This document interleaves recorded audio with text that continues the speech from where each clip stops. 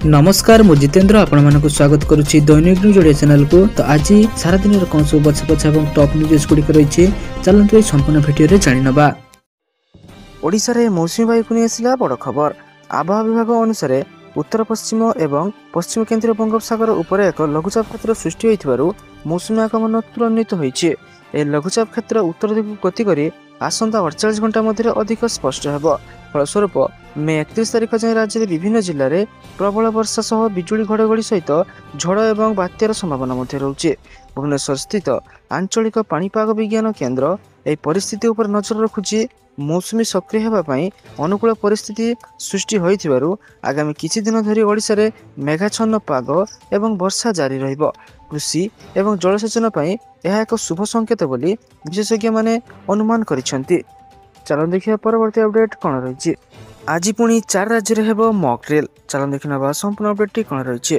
पुणी थे सीमांत राज्य में आज हेब मॉक ड्रिल। गुजरात, पंजाब, राजस्थान, जम्मू काश्मीर हेब मॉक ड्रिल। यह ड्रिल पाकिस्तान सीमावर्ती जिला गुड़िक अनुष्ठित यह पहलगाम आतंकवादी आक्रमण प्रतिशोध नापी मे 6 और 7 मध्यरात्रि में पाकिस्तान विरोध में ऑपरेशन सिंदूर आरंभ कर सप्ताह पर आसी। 22 एप्रिल में 26 जन पर्यटकों को मृत्यु होता। भारत ऑपरेशन सिंदूर आरंभ होबार किछि घंटा पूर्व मे 7 तारिख में गृह मंत्रालय ऑपरेशन अभ्यास एक देशव्यापी मॉक ड्रिल आयोजन कर सप्ताह पर यह खबर सामना को आसुचे। चलन देखिए परवर्ती अपडेट कौन रही। कोरोना भाइरस को नहीं आसला बड़ खबर। पुणी राज्य को फेरले कोरोना। जड़े कि 2 जन नुहति एका बेले 5 जन पॉजिटिव चिन्हट। चलन देखि नबा संपूर्ण अपडेट कौन रही। पुणी चिंता बढ़ाइलाणी कोरोना। राज्य में चिन्हट 5 जन कोविड पॉजिटिव। भुवनेश्वर 4 जन रही बेले खुर्दारू जड़े चिन्हट होती। से मध्य 4 जन पुरुष थिया बेले जड़े महिला मध्य सामिल अच्छा। 3 वर्षर व्यवधान पर राज्य में पुणी आक्रांत चिन्हट है। आक्रांत जनक वरिष्ठ नागरिक होता बेले से एकाधिक रोग पीड़ित अच्छा। पूर्व स्वास्थ्य विभाग सचिव कही कोरोनार यह भारिएंट माइल्ड यह व्यापार संभावना कम अटे। तेणु कहीं व्यस्त हूँ ना कहुई।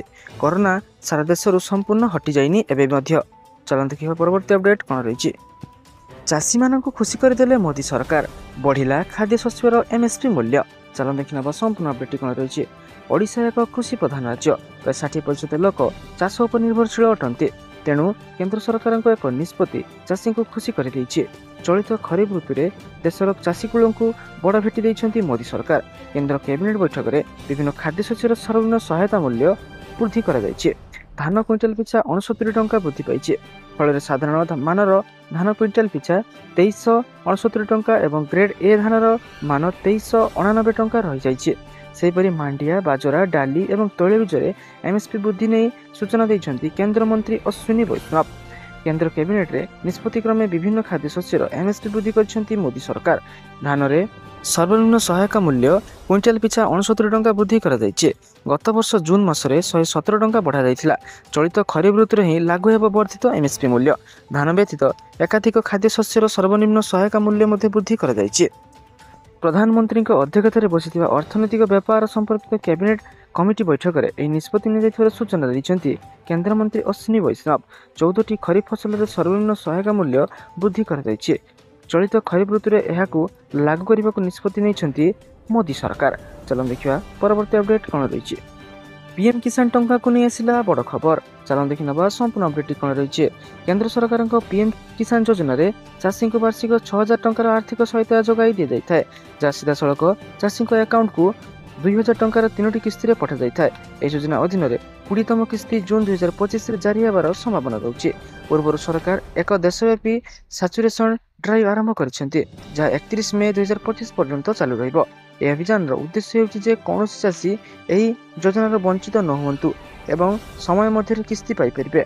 एथिपाई कृषि मंत्रालय द्वारा समस्त योग्य चाषी को चिन्हट कर योजना सहित जोड़िया राज्य और जिला गुड़ी निर्देश दि जाइए।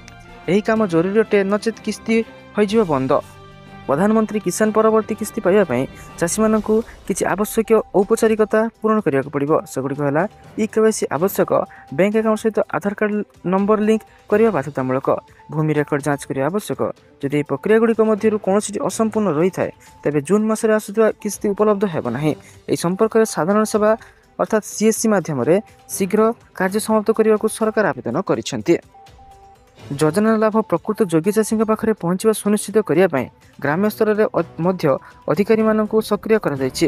ରାଜ୍ୟ ସରକାରଙ୍କୁ ନୂତନ ଯୋଗ୍ୟ ଚାଷୀମାନଙ୍କୁ ଚିହ୍ନଟ କରିବାକୁ ଏବଂ ପୁରୁଣା ହିତାଧିକାରୀଙ୍କ ସୂଚନା ଅପଡେଟ୍ କରିବାକୁ ମଧ୍ୟ କୁହାଯାଇଛି। ପ୍ରଧାନମନ୍ତ୍ରୀ ନରେନ୍ଦ୍ର ମୋଦି 24 ଫେବୃଆରୀ 2025ରେ ବିହାର ଭାଗଲପୁରରେ ଚାଷୀମାନଙ୍କୁ ପିଏମ୍ କିଷାନର 19ତମ କିସ୍ତି ଜାରି କରିଥିଲେ। ଏହାପରେ ବର୍ତ୍ତମାନ ଜୁନ୍ ମାସରେ 20ତମ କିସ୍ତି ଜାରି ହେବାର ସ୍ଥିର ମଧ୍ୟ କରାଯାଇଛି। ଚାଲନ୍ତୁ ଦେଖିବା ପରବର୍ତ୍ତୀ ଅପଡେଟ୍ କ'ଣ ରହିଛି। 42 ବର୍ଷ ଯାଏଁ ସରକାରୀ ଚାକିରି ପାଇଁ ଆବେଦନ କରିପାରିବେ। ଚାଲନ୍ତୁ ଦେଖିନେବା ସମ୍ପୂର୍ଣ୍ଣ ଅପଡେଟ୍ଟି କ'ଣ ରହିଛି। ମୁଖ୍ୟ ଶାସନ ସଚିବଙ୍କ ସୂଚନା ଅନୁସାରେ ସରକାର ରାଜ୍ୟରେ ବିଭିନ୍ନ ସରକାରୀ ଚାକିରି ଆବେଦନ ପାଇଁ ବୟସ ସୀମାକୁ 32 ବର୍ଷରୁ 42 ବର୍ଷକୁ ବୃଦ୍ଧି କରିଦେଇଛନ୍ତି। ପୋଲିସ, ଜଙ୍ଗଲ, ଅବକାରୀ, ଅଗ୍ନିଶମ ସେବା କିମ୍ବା ସେବା ଏବଂ ପଦବୀରେ ଶାରୀରିକ ଦକ୍ଷତା ପରୀକ୍ଷା ରହିଥାଏ ତାହାକୁ ବାଦ୍ ଦିଆଯାଇଛି। ଏହାସହ ଯେଉଁ ପଦବୀ ପାଇଁ ସର୍ବୋଚ୍ଚ ସୀମା ଉଲ୍ଲେଖ କରାଯାଇଥିବା ତାକୁ ମଧ୍ୟ ବାଦ୍ ଦିଆଯାଇଛି। ସେହିଭଳି ରାଜ୍ୟରେ କୃତ୍ରିମ ବୁଦ୍ଧିମତ୍ତାକୁ ସମ୍ପୂର୍ଣ୍ଣ ପ୍ରୋତ୍ସାହନ ଦେବାକୁ AI ନୀତିକୁ ଅନୁମୋଦନ ଦିଆଯାଇଛି। ଏହା ଅନୁସାରେ AI ମିଶନ ଏବଂ AI ସେଲ୍ ଆରମ୍ଭ କରାଯିବ। AI କ୍ଷେତ୍ରରେ ଷ୍ଟାର୍ଟଅପ୍କୁ ପ୍ରୋତ୍ସାହନ ଦିଆଯିବ। ତୃତୀୟରେ ଢେଙ୍କାନାଳ ଜୋରନ୍ଦା ସ୍ଥିତ ମହିମା ଗାଦିର ଉନ୍ନତିମୂଳକ କାର୍ଯ୍ୟ ଏବଂ ଶୂନ୍ୟ ମଣ୍ଡପ ନିର୍ମାଣକୁ ଅନୁମୋଦନ ମିଳିଛି। 36 ମାସ ମଧ୍ୟରେ କାର୍ଯ୍ୟ ଶେଷ କରିବାକୁ ନିର୍ଦ୍ଦେଶ ଦିଆଯାଇଛି। ଜଗତସିଂହପୁରରେ JSW ନିଜସ୍ୱ ଜେଟି ପାଇଁ ଅନୁମତି ମଧ୍ୟ ମିଳିଛି। ଏଥିପାଇଁ ରାଜ୍ୟ ସରକାର ଓ JSW ମଧ୍ୟରେ ଚୁକ୍ତିନାମାକୁ ଅନୁମୋଦନ କରିଛି କ୍ୟାବିନେଟ୍। ଏହାଦ୍ୱାରା 3450 ଲୋକଙ୍କୁ ପ୍ରତ୍ୟକ୍ଷ ଏବଂ ପରୋକ୍ଷ ନିଯୁକ୍ତି ମିଳିପାରିବ। ସେହିଭଳି ଓଡ଼ିଶା ଚକ୍ଷୁ ସେବା ପାଇଁ 141ଟି ନୂଆ ପଦବୀ ସୃଷ୍ଟି ହେବ ଏବଂ ପଦୋନ୍ନତି ଭିତରେ 200ଟି ପଦବୀ କରାଯାଇଛି। ଚାଲନ୍ତୁ ଦେଖିବା ପରବର୍ତ୍ତୀ ଅପଡେଟ୍ କ'ଣ ରହିଛି। BELରେ ପଡ଼ିଛି ଖାଲି ପଦବୀ, ଜାଣନ୍ତୁ କିପରି କରିବେ ଆବେଦନ। ଚାଲନ୍ତୁ ଦେଖିନେବା ସମ୍ପୂର୍ଣ୍ଣ ଅପଡେଟ୍ଟି କ'ଣ ରହିଛି। ଇଞ୍ଜିନିୟରିଂ ସହିତ ଅନ୍ୟାନ୍ୟ ପଦବୀ ଭର୍ତ୍ତି ପାଇଁ BEL ନୋଟିଫିକେସନ୍ ଜାରି କରିଛି। ମେ 20ରୁ ଏହାର ଆବେଦନ ପ୍ରକ୍ରିୟା ଆରମ୍ଭ ହୋଇଯାଇଛି। ଅଧିକ ବିବରଣୀ ପାଇଁ ଏହାର ଅଫିସିଆଲ ୱେବସାଇଟକୁ ଯାଇ ଚେକ୍ କରିପାରିବେ। ସମ୍ପୂର୍ଣ୍ଣ ପଦବୀ ରହିଛି 28 ଗୋଟି।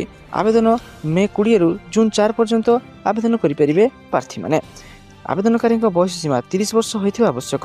SC, ST, OBC ଏବଂ PWD ବର୍ଗର ପ୍ରାର୍ଥୀମାନଙ୍କ ପାଇଁ ବୟସ ସୀମାର ଛାଡ଼ କରାଯିବାର ବ୍ୟବସ୍ଥା ମଧ୍ୟ ରହିଛି। ଆବେଦନକାରୀ ଯେକୌଣସି ମାନ୍ୟତାପ୍ରାପ୍ତ ବିଶ୍ୱବିଦ୍ୟାଳୟର BE ଏବଂ BTech ଡିଗ୍ରୀ ହାସଲ କରିଥିବା ଜରୁରୀ। ମନୋନୀତ ହୋଇଥିବା ପ୍ରାର୍ଥୀଙ୍କୁ ଦରମା 40,000ରୁ 55,000 ମଧ୍ୟ ଧାର୍ଯ୍ୟ କରାଯାଇଛି। ଲିଖିତ ଏବଂ ଇଣ୍ଟରଭ୍ୟୁ ଆଧାରରେ ପ୍ରାର୍ଥୀଙ୍କୁ ଚୟନ କରାଯିବ। ଲିଖିତ ପରୀକ୍ଷାରେ ମନୋନୀତ ହୋଇଥିବା ପ୍ରାର୍ଥୀଙ୍କୁ ଇଣ୍ଟରଭ୍ୟୁ ପାଇଁ ଡକାଯିବ। ମେରିଟ୍ ଲିଷ୍ଟ ଆଧାରରେ ଶେଷ ଚୟନ ପ୍ରକ୍ରିୟା ସମାପ୍ତ କରାଯିବ। ତ ଏଥିରେ ଆବେଦନ କରିବା ପାଇଁ ଆପଣମାନଙ୍କୁ ପ୍ରଥମେ BEL ଅଫିସିଆଲ ୱେବସାଇଟକୁ ଭିଜିଟ୍ କରି ଏହାର ସମ୍ପୂର୍ଣ୍ଣ ତଥ୍ୟକୁ ଜାଣି ଏହାକୁ ଆବେଦନ କରିନେବାକୁ ପଡ଼ିବ। ଚାଲନ୍ତୁ ଦେଖିବା ପରବର୍ତ୍ତୀ ଅପଡେଟ୍ କ'ଣ ରହିଛି। ଦିବ୍ୟାଙ୍ଗମାନଙ୍କୁ 7 ଦିନ ଭିତରେ ମିଳିବ ବିବାହର ସହାୟତା, ସୂଚନା ଦେଲେ ବିଦ୍ୟାଳୟ ଏବଂ ଗଣଶିକ୍ଷା ମନ୍ତ୍ରୀ। ଚାଲନ୍ତୁ ଦେଖିନେବା ସମ୍ପୂର୍ଣ୍ଣ ଅପଡେଟ୍ଟି କ'ଣ ରହିଛି। ଦିବ୍ୟାଙ୍ଗଙ୍କୁ 7 ଦିନ ଭିତରେ ବିବାହ ସହାୟତା ରାଶି ଦେବାକୁ ବିଭାଗୀୟ ମନ୍ତ୍ରୀଙ୍କ ନିର୍ଦ୍ଦେଶ ଜାରି କରାଯାଇଛି। ଏନେଇ ସୂଚନା ଦେଲେ ବିଦ୍ୟାଳୟ ଏବଂ ଗଣଶିକ୍ଷା ମନ୍ତ୍ରୀ ନିତ୍ୟାନନ୍ଦ ଗଣ୍ଡ। ଦିବ୍ୟାଙ୍ଗ ଯୁବକ ଯୁବତୀ ଏବଂ ସାଧାରଣ ବ୍ୟକ୍ତିଙ୍କୁ ବିବାହ ପ୍ରୋତ୍ସାହନ ରାଶି ଖୁବ୍ ଶୀଘ୍ର ଘୋଷଣା କରାଯିବ। ସହାୟତା ରାଶି ପାଇଁ ଅନେକ ଆବେଦନକାରୀ ଅପେକ୍ଷାରେ ରହିଥିବା ବେଳେ ସମୀକ୍ଷା କରାଯାଉଛି। ଦିବ୍ୟାଙ୍ଗ ଯୁବକ ଯୁବତୀ ଏବଂ ସାଧାରଣ ବ୍ୟକ୍ତି ମଧ୍ୟରେ ବିବାହକୁ ପ୍ରୋତ୍ସାହନ ଦେବା ପାଇଁ ସରକାର ସହାୟତା ଦେଉଛନ୍ତି। ତେଣୁ ପ୍ରୋତ୍ସାହନ ରାଶି ହେବାର ଅବହେଳା ନ କରିବାକୁ ମନ୍ତ୍ରୀ ନିର୍ଦ୍ଦେଶ ଦେଇଛନ୍ତି। ଅନେକ ଆବେଦନକାରୀ ସହାୟତା ରାଶି ପାଇଁ ଅପେକ୍ଷାରତ ଥିବା ସମୀକ୍ଷା ବେଳେ ସାମ୍ନାକୁ ଆସିଛି। ଆଗକୁ ଯଦି ଏଭଳି ଘଟଣା ସାମ୍ନାକୁ ଆସେ କର୍ତ୍ତୃପକ୍ଷ ଉତ୍ତରଦାୟୀ ରହିବେ ବୋଲି ମନ୍ତ୍ରୀ ସୂଚନା ଦେଇଛନ୍ତି।